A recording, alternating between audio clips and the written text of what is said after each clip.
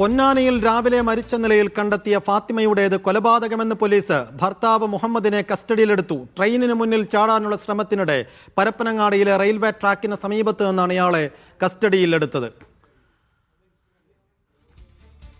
യൂനുസ് അഹമ്മദ് വിശദാംശങ്ങൾ നൽകും. യൂനുസ്, രാവിലെ ഈ യുവതിയുടെ മൃതദേഹം പൊന്നാനി കടപ്പുറത്ത് നിന്ന് ലഭിക്കുന്നു. പിന്നാലെ അത് കൊലപാതകമാണെന്ന വാർത്തകൾ പുറത്തുവരുന്നു. ഭർത്താവിനെ കാണാതാകുന്നു.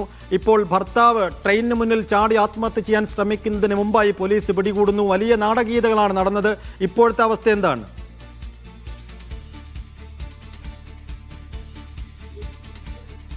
സെയ്ഫുൻ, അത് തന്നെയാണ്. രാവിലെ 9 മണിയോടുകൂടിയാണ് മൃതദേഹം പൊന്നാനി തീരദേശത്ത് ഒരു പുളിമുട്ടിന് സമീപം ഈ മൃതദേഹം ഫാത്തിമയുടെ മൃതദേഹം കാണുന്നത്.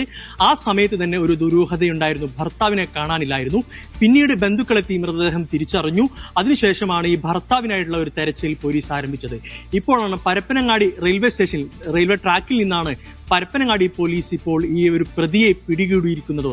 ഈ പ്രതി ട്രെയിനിന് മുന്നിൽ ചാടി ജീവൻ നഷ്ടപ്പെടുത്താനുള്ള ശ്രമത്തിനിടെയാണ് ഇപ്പോൾ പോലീസ് പിടികൂടിയത്. പ്രതിയെ ഇപ്പോൾ പൊന്നാനിയിലേക്ക് പോലീസ് കൊണ്ടുപോയിരിക്കുന്നു എന്നുള്ളതാണ് ഏറ്റവും പ്രധാനപ്പെട്ട ഒരു കാര്യം. നമുക്കറിയാം, ഈ പൊന്നാനിയിലെ ഈ യുവതിയുടെ മരണം കൊലപാതകമാണെന്ന് പോലീസ് സ്ഥിരീകരിക്കുന്നു എന്നുള്ളതാണ് ഏറ്റവും സങ്കടകരമായ കാര്യം. നമുക്കറിയാം, 1.5 വർഷം എങ്ങനെയാണ്, എപ്പോഴാണ് കൊന്നത് എന്ന കാര്യങ്ങളിലൊക്കെ എന്തെങ്കിലും പ്രാഥമിക നിഗമനങ്ങൾ ഉണ്ടോ യൂനുസ്?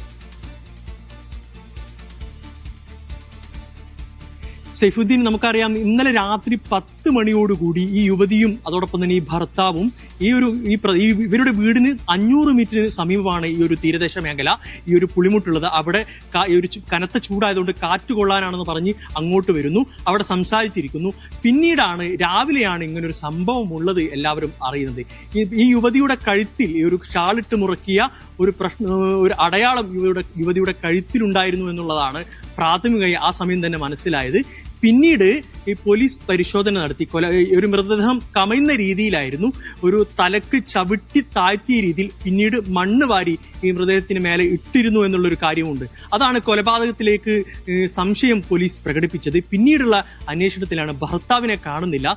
ഇവർ 1.5 വർഷം മുമ്പ് വിവാഹം ചെയ്തവരാണ്. വലിയ തർക്കം ഇവർ തമ്മിൽ ഉണ്ടായിരുന്നു എന്നുള്ളതാണ്. ഈ യുവതിയുടെ വീട്ടുകാരുമായി നിലവിൽ ബന്ധമില്ല. ആ ഒരു സാഹചര്യമുണ്ട്. ഏതായാലും ഈ പോലീസ് പറയുന്നത് ഇയാൾക്ക് ഈ യുവതിയോട് സംശയമുണ്ടായിരുന്നു. അതോടൊപ്പം തന്നെ പൂർണ്ണമായി ഒരു ലഹരി കടിമയായ ഒരു വ്യക്തി കൂടിയാണ് മുഹമ്മദ് എന്നാണ് പോലീസ് അറിയിക്കുന്നത്. ലഹരി കടിമയായ ഒരു വ്യക്തിയാണ്. അതോടൊപ്പം തന്നെ ഈ ഒരു യുവതിയെ സംശയമുണ്ടായിരുന്നു. ഈ ഒരു കാരണമാണ് കൊലപാതകത്തിലേക്ക് നയിച്ചത് എന്നാണ് ഇപ്പോൾ പോലീസ് വ്യക്തമാക്കുന്നുണ്ട്. ഏതായാലും ഈ പ്രതിയെ ഇപ്പോൾ പോലീസ് ഇപ്പോൾ പിടികൂടിയിരിക്കുന്നു.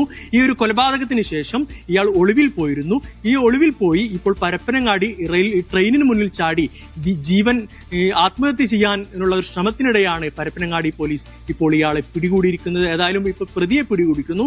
4 മാസം പ്രായമുള്ള ഒരു കുഞ്ഞുണ്ട് എന്നുള്ളതാണ് ഏറ്റവും പ്രധാനപ്പെട്ട ഒരു കാര്യം. ഏതായാലും ഇപ്പോൾ യുവതിയുടെ ഫാത്തിമയുടെ മൃതദേഹം ഇൻക്വസ്റ്റ് നടപടികൾ പൂർത്തിയാക്കി ഇപ്പോൾ പൊന്നാനി താലൂക്ക് ആശുപത്രിയിലേക്ക് പ്രവേശിപ്പിച്ചിട്ടുണ്ട്.